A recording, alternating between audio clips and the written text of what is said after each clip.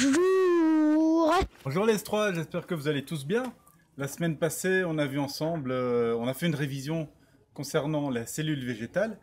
Cette semaine, je vais vous demander d'aller un peu dans votre jardin ou alors de chipoter un peu avec les légumes que vous avez achetés au marché dernièrement pour illustrer la capacité qu'ont les cellules végétales à être totipotentes, c'est-à-dire à pouvoir développer toutes sortes de capacités. Totipotente, ça vient en fait de différentes terminologies. Toti, tout, potente, capable. Une cellule végétale est donc capable de tout faire. Une seule cellule peut se développer aussi bien en tissu de racines qu'en tissu de feuilles, qu'en tissu de tiges. En fait, toutes les cellules eucaryotes sont totipotentes. Au départ, juste au moment de la fécondation, une seule cellule est formée et cette cellule-là va se développer et va se spécialiser en différents tissus par après. On va illustrer ce concept-là avec les végétaux et vous allez ensuite faire quelques petites expériences. J'ai ici, regardez, une branche de menthe. Cette branche de menthe s'est retrouvée dans la terre et quand elle se retrouve dans la terre, vous voyez qu'elle peut développer des racines au contact de la terre, alors qu'au départ, c'était des cellules qui étaient destinées à être des tiges de menthe. D'autres cellules de cette même tige vont se développer ici en feuilles, et ici vous avez des racines. Grâce à ça, les plantes peuvent faire quelque chose de très important que l'on appelle la reproduction végétative. Un autre exemple de reproduction végétative, ce sont les plants de citronnelle par exemple. Alors on les a coupés, on leur a fait une petite coupe de cheveux parce qu'elles commençaient à prendre beaucoup de place. Et vous voyez que ici, un peu comme les poireaux, vous voyez que vous avez différents plants ici de citronnelle qui se sont développés. Et c'est pour ça qu'au début vous avez une toute petite citronnelle, toute petite, toute timide, et après ça devient un énorme plant de citronnelle comme vous pouvez voir ici. Pour la menthe, eh bien, il y a un énorme avantage pour coloniser un milieu, à pouvoir faire la reproduction végétative. Les branches de menthe vont ramper au sol et directement vont produire des racines. Donc chaque endroit, si jamais vous coupez la menthe ici et que vous laissez une racine entre les deux, eh bien vous créez en quelque sorte un nouveau plant de menthe. C'est aussi grâce à la reproduction végétative que l'on peut produire l'une des sources les plus importantes d'hydrate de carbone en Afrique, c'est-à-dire le manioc. Vous voyez, les branches du manioc récolté sont directement plantées dans la terre et la plante va faire après quelques rejets. Une fois qu'elle sera assez grande, elle va concentrer son énergie pour produire des tubercules que l'on va utiliser pour faire le foufou par exemple, ou le bougali, ou ougali. Ça dépend des différentes régions où on le consomme. Vous avez aussi le muravumba, cette plante qu'on dit qu'on doit toujours avoir dans son jardin au Rwanda, qui est toujours utilisée en cas de grippe, en cas de fièvre. Mais regardez, si vous replantez une tige dans le sol directement, en production végétative, vous pouvez multiplier vos plants de muravumba. Et au revoir la grippe. Et peut-être le Covid aussi. Il faudrait que j'en parle au professeur Raoult ou alors au président du Madagascar. Ouais, je vais faire ça. À moi la fortune. Ouais. Une autre capacité de reproduction végétative que peuvent avoir les plantes, c'est comme par exemple, regardez, ces poireaux.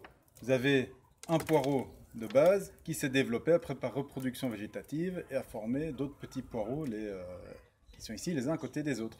Ça, cette reproduction végétative est très utile dans les jardins parce qu'on peut reprendre ces petits poireaux, les repiquer et comme ça avoir plein de poireaux par après pour faire de très très bonnes salades. Dans ce que moi je vais vous demander de faire, je vais vous demander d'exploiter chez vous à la maison ces capacités totipotentes des cellules végétales en faisant 5 expériences différentes. Vous allez donc devoir faire grandir 5 plantes, que ce soit par voie végétative, donc c'est-à-dire comme ce que je vous ai montré avec la menthe ou avec cette plante-ci ou avec les poireaux, ou alors vous pouvez aussi choisir de faire germer une graine, parce que même dans une graine, vous avez des cellules végétales qui sont capables de se développer soit en tissu chlorophyllien, soit en racine, comme par exemple ceci, regardez, ça c'est une expérience qu'a fait mon fils.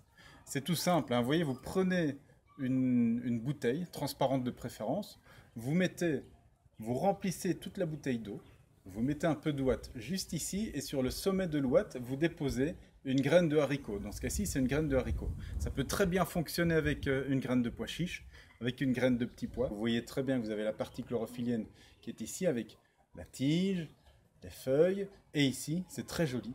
Vous voyez les racines qui se développent et qui vont vers le bas. Donc ça, c'est à partir de graines. Ça peut être une reproduction végétative au départ, mais ça illustre très bien la capacité totipotente des cellules végétales. Si vous voulez faire du végétatif au sens strict, eh bien là, vous pouvez reprendre par exemple l'expérience que ma fille a fait pour son cours de PC. Alors regardez, je vais me rapprocher un peu pour vous montrer. Ici, ça a l'air de rien. Ici, ça a l'air de rien, mais c'est en fait un bout de carotte. Et le bout de carotte, une fois qu'on l'a mis en terre, il s'est développé. Et vous voyez déjà qu'ici, on a une feuille qui pousse. Vous pouvez faire la même chose avec le gingembre.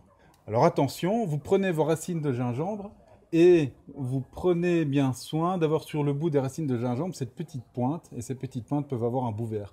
Vous le remettez en terre de la même manière. Et alors là, à partir de là, eh bien, le gingembre va se développer et vous aurez des plants de gingembre supplémentaires que vous pourrez remettre dans le jardin si jamais vous avez, la chance d'avoir un jardin.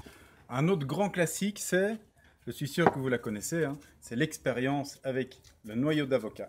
Vous prenez un noyau d'un avocat, vous retirez la petite enveloppe qui se trouve autour.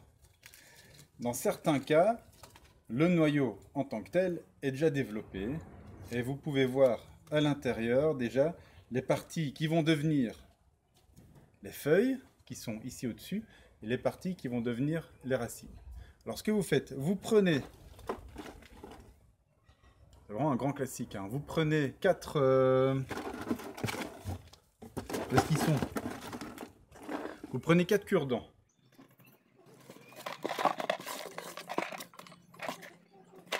Bon, je ne retrouve plus mes cure-dents. Donc vous prenez 3 cure-dents.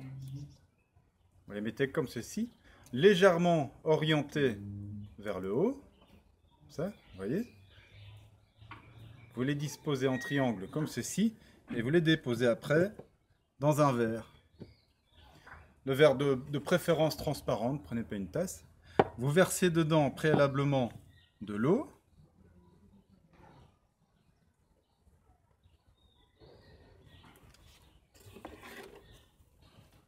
Vous mettez votre noyau d'avocat. Alors faites attention parce qu'il y a un sens.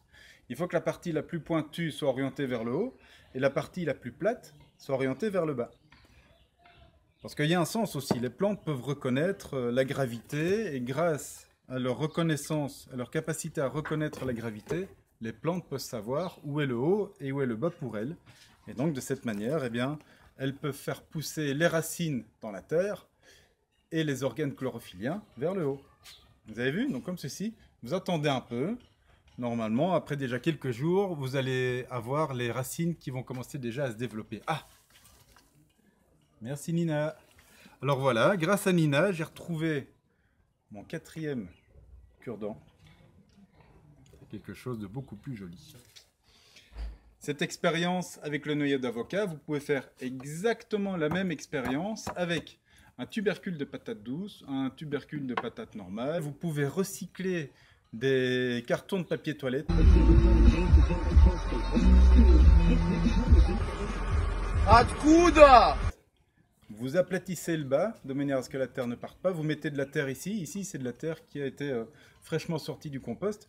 Et pour faire l'expérience, par exemple, qu'avait fait ma fille avec la carotte, eh bien, regardez, vous prenez votre carotte, hein, la partie qui a encore un peu de verre, vous la coupez avec un couteau, comme ceci. Faites attention en manipulant le couteau. Je sais que vous êtes des élèves de S3, mais bon, je vous connais quand même. Hein. Et je sais que vous êtes capable de vous blesser, même avec un crayon très mal taillé.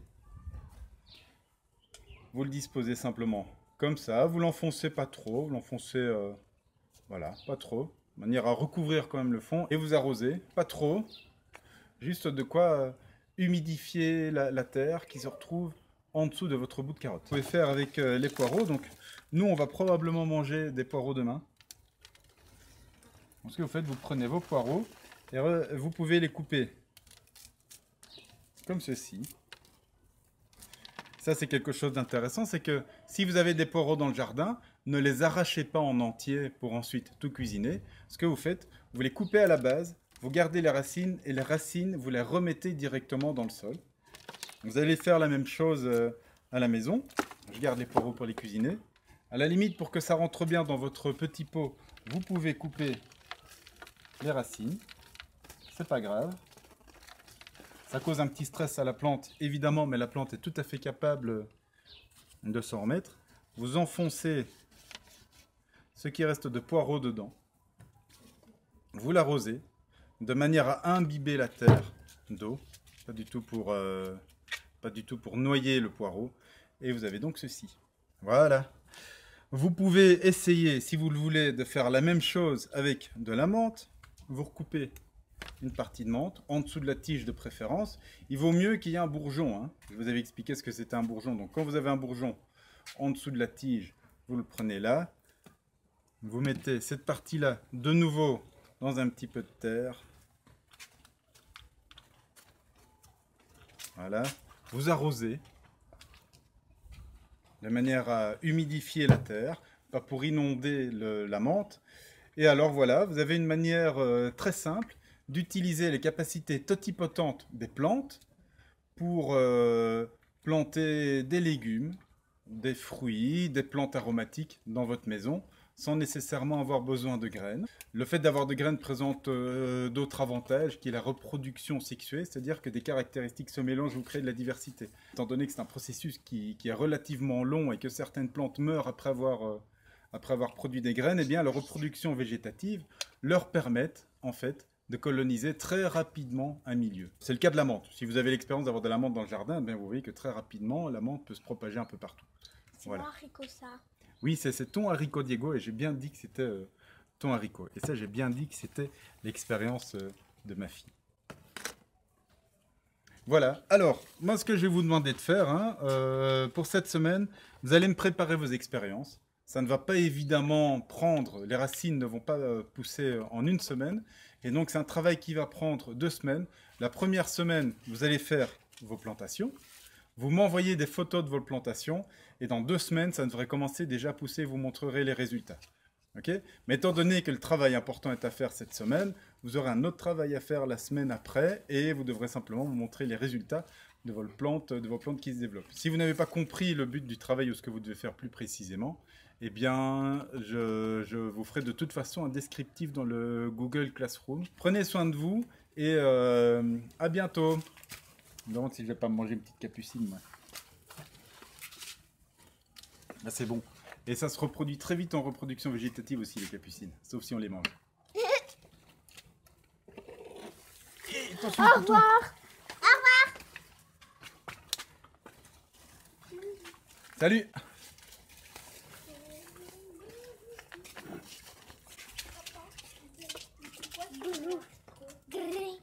Ben, je disais que les élèves pouvaient faire la même expérience.